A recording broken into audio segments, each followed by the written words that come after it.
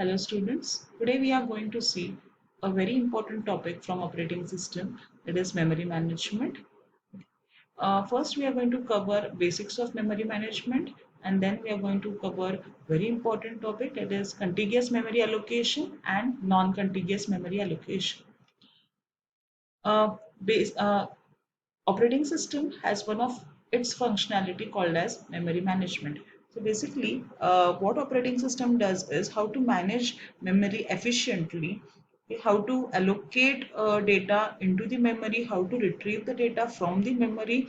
Okay, that is the task of the operating system. Okay, and how it does it, we how it manages the memory, we are going to see that in memory management.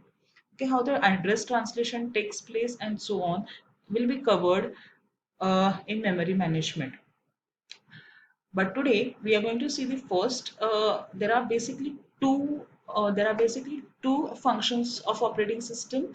While it manages the memory, the first important function is allocation of the memory, and the second important function is translation of the address. We'll see what is address translation.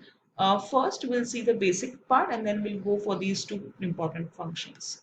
Now, going through the basics of memory management, this is your CPU, this is your memory. What is desirable is the CPU handles the data transfer from the CPU to the memory and back again to the CPU.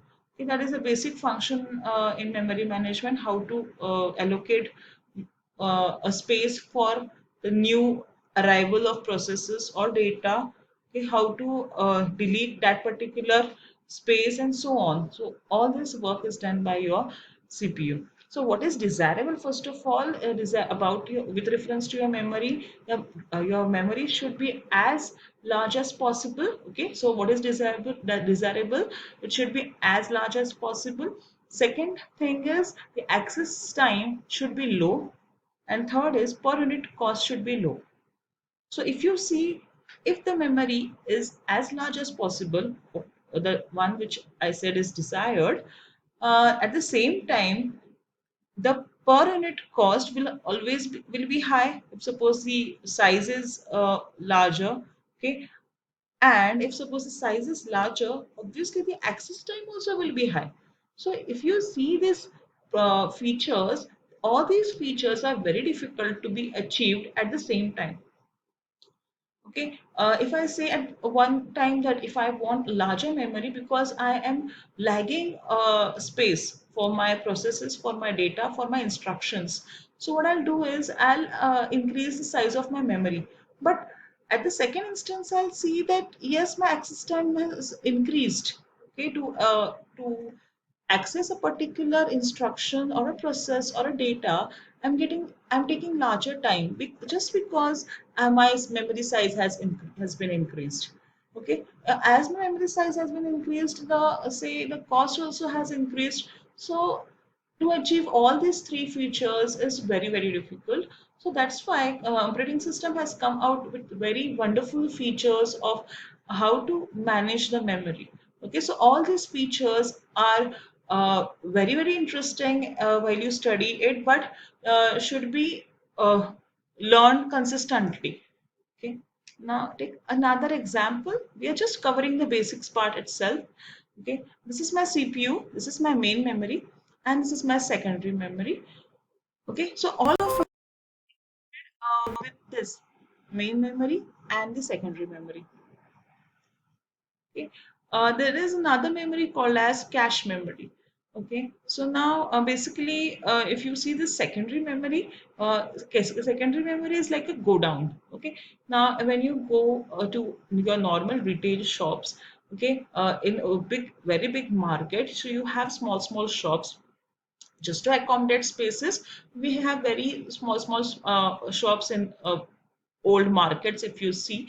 And at some time, if suppose you go to a clothing center and if you want a kurti or a shirt, so you may ask the person that I want of this size.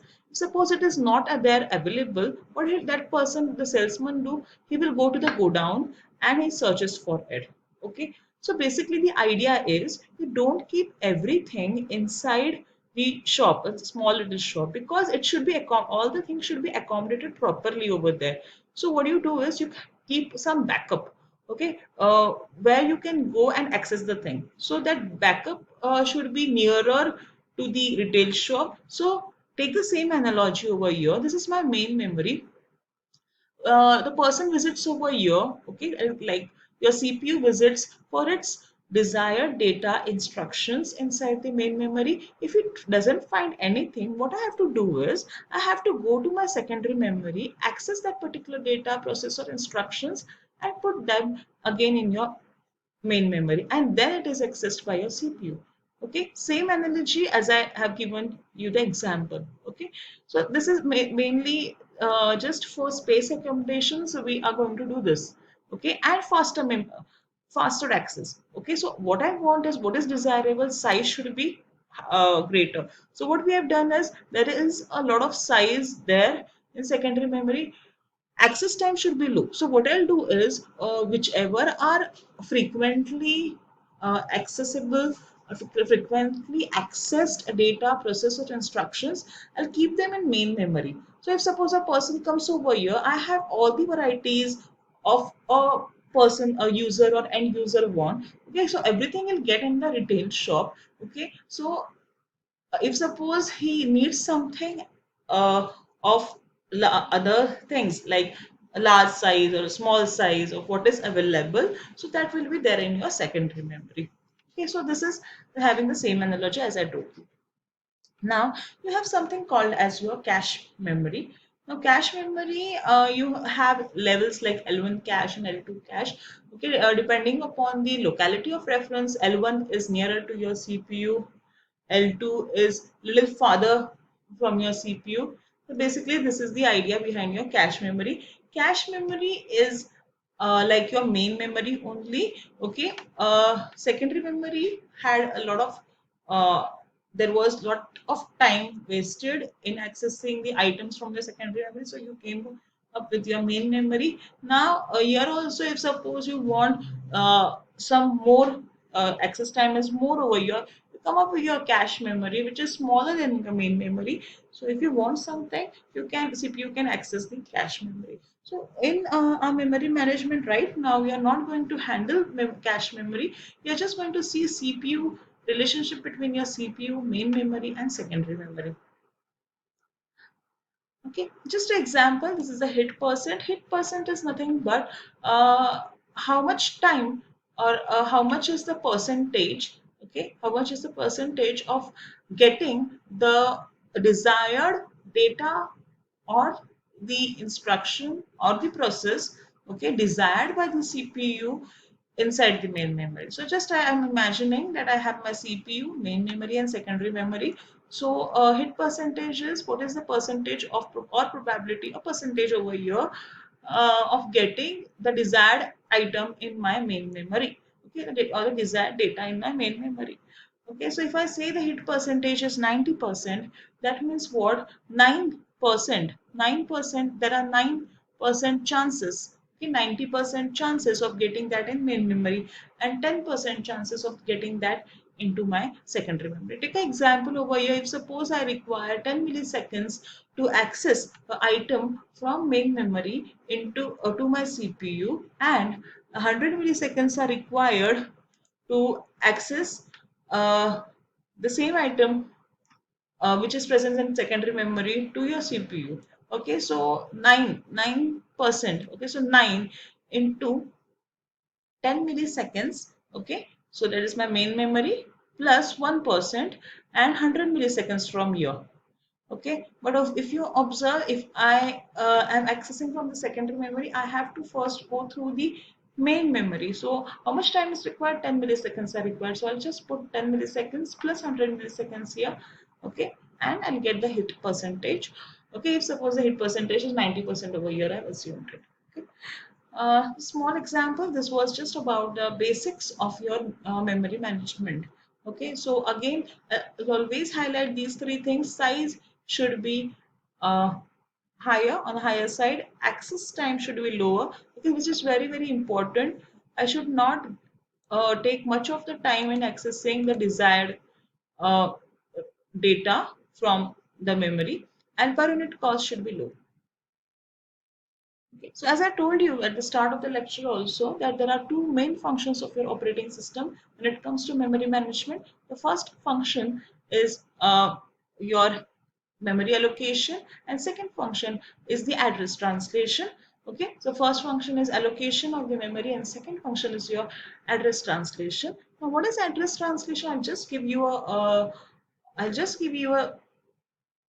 review this thing, okay, a basic view of what is translation, address translation. This is if you see, this is my CPU, this is my main memory, and this is my secondary memory. So now CPU always generates a address called as logical address.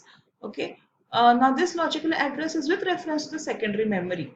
Okay, so I need to convert this logical address into physical address, which with which I can access the main memory.